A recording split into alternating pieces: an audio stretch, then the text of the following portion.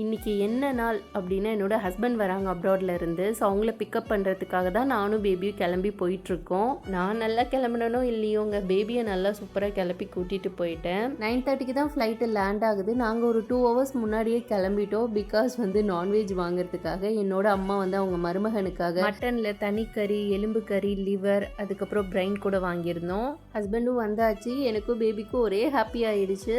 என்னோட ஹஸ்பண்ட்க்கு குலாப் ஜாமுன்னா ரொம்ப பிடிக்கும். ஸோ அவங்க வராங்கன்னாலே நான் செஞ்சு வச்சுருவேன். அதே போல் இந்த தடவை ஸ்பெஷலாக திருப்பதி லட்டும் செஞ்சுருந்தேன். அம்மா நீ போய் உங்கள் வீட்டுக்காரோட பேசி குக்கிங் ஃபுல்லாக நான் பார்த்துக்கிறேன்னு சொல்லிட்டாங்க.